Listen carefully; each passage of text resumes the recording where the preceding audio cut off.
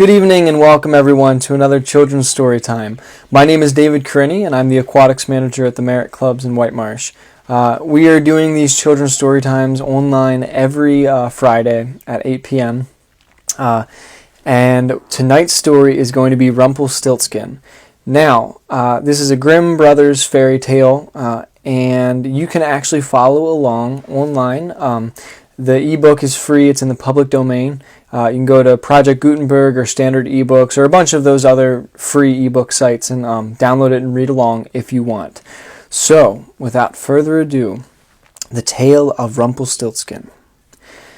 There once was a poor miller who had a beautiful daughter, and one day, having to go to speak with the king, he said, in order to make himself appear of consequence, that he had a daughter who could spin straw into gold. The king was very fond of gold, and thought to himself, "That is an art which would please me very well."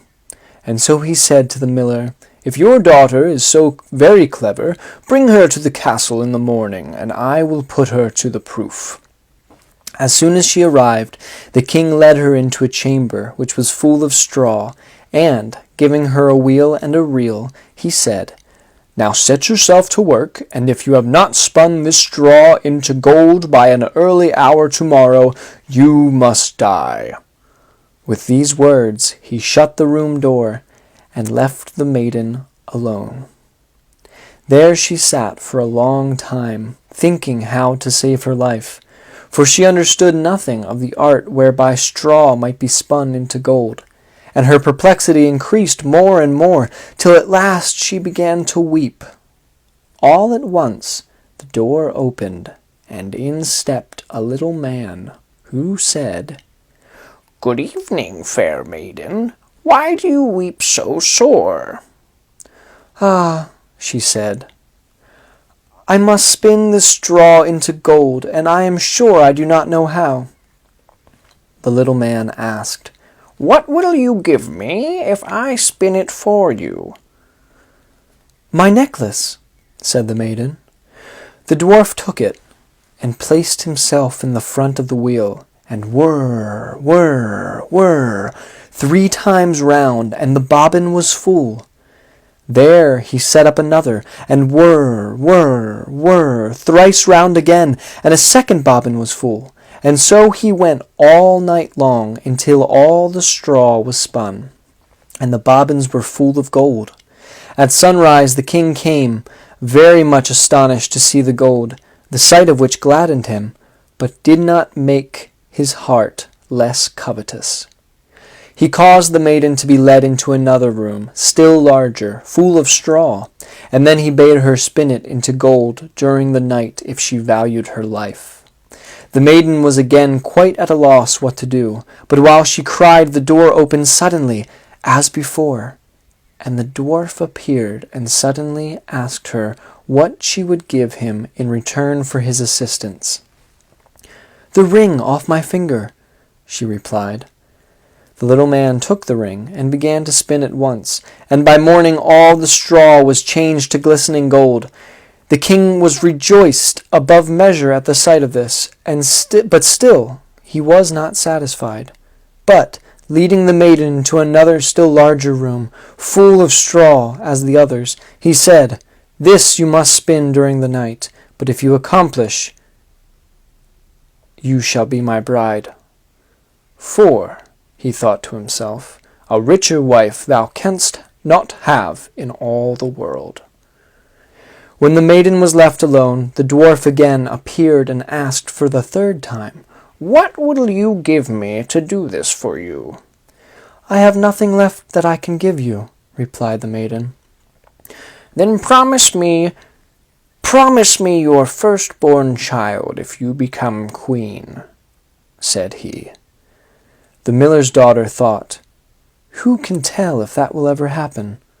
And, ignorant how else to help herself out of her trouble, she promised the dwarf what he desired, and he immediately set about and finished the spinning. When morning came, and the king found all he had wished for done, he celebrated his wedding, and the miller's fair daughter became queen. The happy time she had at the king's court caused her to forget that she had made a very foolish promise.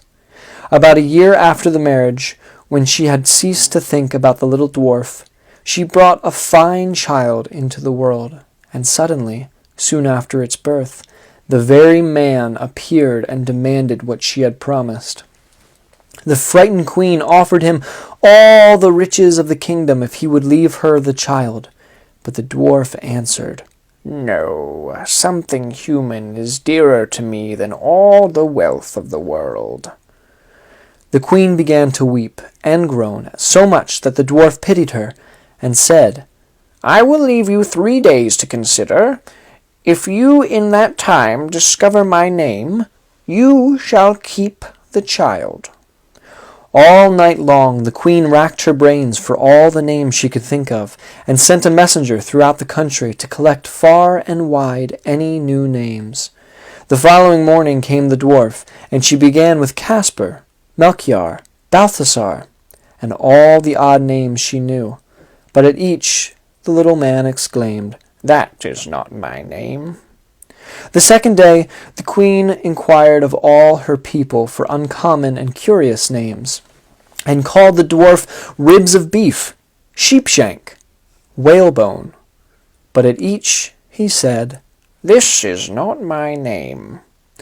The third day the messenger came back and said, "I have not found a single name, but as I came to a high mountain near the edge of a forest, where foxes and hares say good night to each other, I saw there a little house, and before the door a fire was burning, and round this fire a very curious little man was dancing on one leg and shouting, 'Today I stew, and then I'll bake. Tomorrow I shall the queen's child take. Ah, how famous it is that nobody knows. My name is Rumpelstiltskin.'" When the queen heard this, she was very glad, for now she knew the name, and soon after came the dwarf and asked, "Now, my lady queen, what is my name?" First she said, "Are you called Conrad?" "No." "Are you called Hal?" "No." "Are you called Rumpelstiltskin?" "A witch has told you! A witch has told you!" shrieked the little man, and stamped his right foot so hard in the ground with rage that he could not draw it out again. Then he took hold of his left leg with both his hands, and pulled away so hard that his right came off in the struggle, and he hopped away howling terribly. And from that day to this, the queen has heard no more of her troublesome visitor. Thank you again for joining me. That is the tale of Rumpelstiltskin. I hope to see you next week. You have a wonderful weekend, and stay safe.